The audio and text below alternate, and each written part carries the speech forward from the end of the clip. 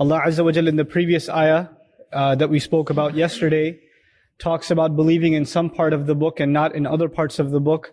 There's one aspect of that I wanted to bring to your attention before we move on to the next ayah that I failed to do yesterday, and that is an alienated, disjointed application of Allah's deen.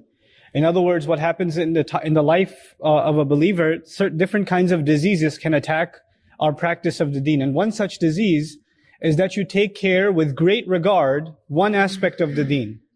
Maybe it's salah, maybe it's the way you look, the way you dress, right? You take care of it really, really well. And at the same time, you completely ignore some other aspect of the deen. And you start thinking in your head that because I'm doing this one thing really well, then I don't have to take care of other things. I'm a good Muslim because I already do this.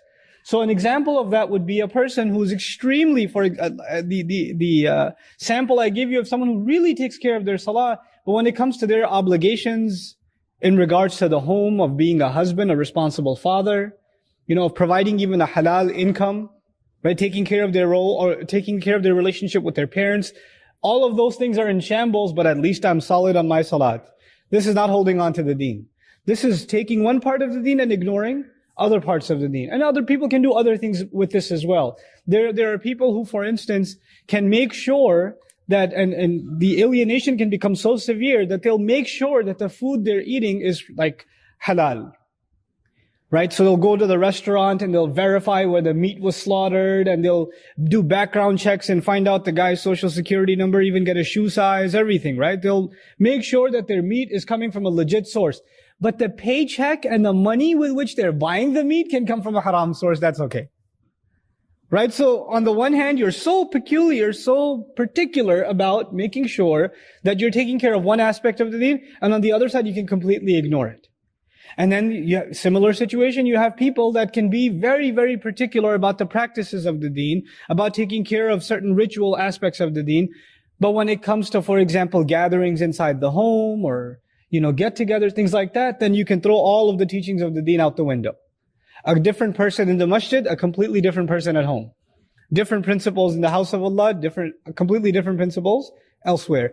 This is أَفَتُؤْمِنُونَ بِبَعْضِ الْكِتَابِ وَتَكْفُرُونَ بِبَعْضِ. You believe in some parts of the book and disbelieve in other parts of the book. Right? That's what we spoke about yesterday. Now Allah gets to the heart of the matter. Why would they do such a thing? Why would a person take one part of the religion so seriously and at the same time be oblivious to another part of the religion? It's all the same deen. It all comes from Allah Azza wa Jal. Well, the bottom line is this. This deen came so we can serve Allah. That's the summary of the deen is, you and I submit to Allah. We serve Allah. But sometimes, what happens to people? They want the deen to serve them. Instead of the deen being a means to serve Allah, you want the deen to be a means to serve you. You want to feel good about yourself. You want to feel like you've accomplished something. It's not about Allah anymore, it's about you. So what does Allah say in the next ayah? أُولَٰئِكَ الَّذِينَ اشْتَرَوُا الْحَيَاةَ الدُّنْيَا بِالْآخِرَةِ. Those are the people that have purchased worldly life in exchange for the next life. They purchased. When you purchase something, who's it for? Yourself. The previous ayah is talking about even them giving, money, fidya, to free captives. That's a good thing to do. But when they only do that and not the other part, then Allah is saying this is essentially self-serving. You just want you to feel better in this dunya. This is purchasing the life of dunya. By the way, these words are used usually for kuffar. They took this world and they purchased the life of this world. They would rather have all the luxuries of life now. They would rather not have anything in the akhirah because they don't believe in the akhirah. But the amazing thing is this ayah now is talking about people who claim to believe. They claim to believe, and now Allah is saying they've purchased the life of this world in exchange of the next, in exchange for the next.